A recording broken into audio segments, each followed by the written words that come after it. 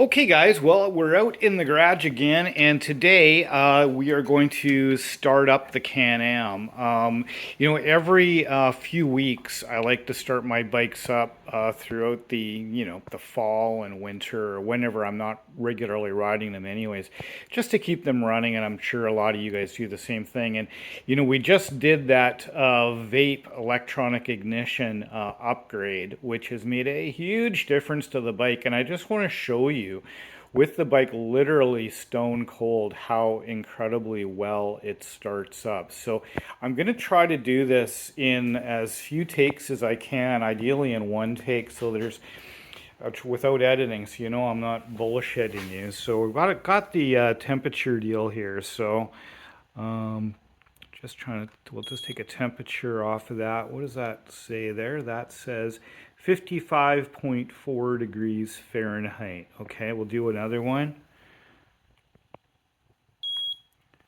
And same result, 55.4 degrees Fahrenheit. Let's try a little lower down here. Let's try right there.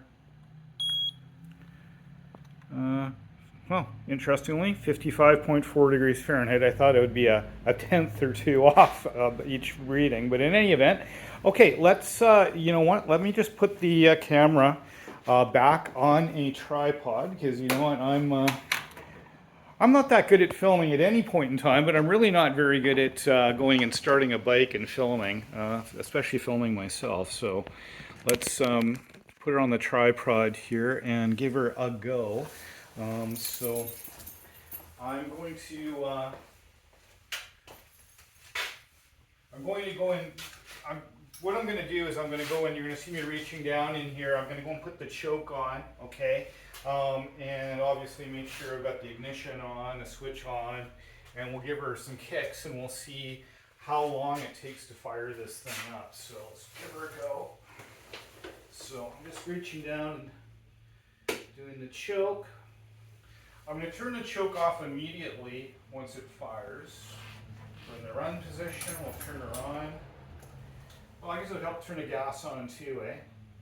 Yeah, we'll turn the gas on. I'll just give it half a second here to filter down into the bowl.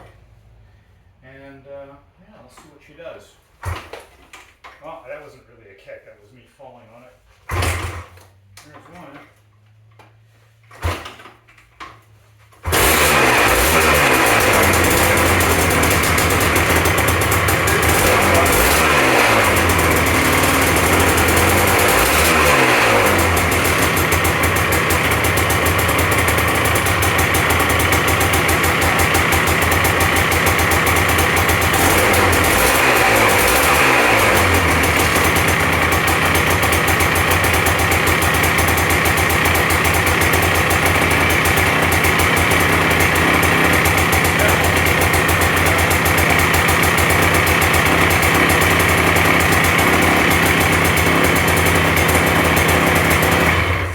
Okay, I am going to open up my garage and I'm going to let it run longer, but that's really the end of this video. I just wanted to show you guys how crazy well it started. I think frankly it would have started a little bit quicker if the guy kicking it had kicked it a little bit better, to be honest with you. As you can see, I kind of flubbed it a couple times, but in any event, she starts essentially, I would say, second kick. I think that's probably pretty fair, although obviously I think I kicked it maybe 3 or 4 times, but basically, when I've done it previously, it's typically 2 kicks, and it's like unreal. It's unbelievable. It's just very reliable.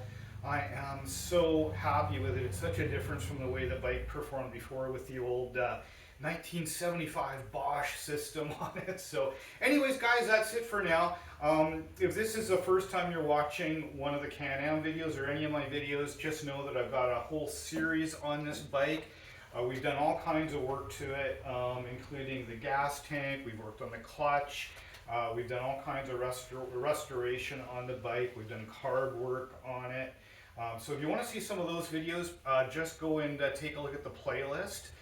You'll see that on my channel. And if you wouldn't mind, I mean, I would really appreciate it if you could subscribe. I'm getting really close to 1,000 subscribers, and would really appreciate it if you would subscribe. It costs nothing. For those that don't know, it's essentially just a bookmark so you can come back to the channel if you choose to or not. Anyways, guys, that's it for this one, and hope everybody's having a great day. Keep the rubber side down.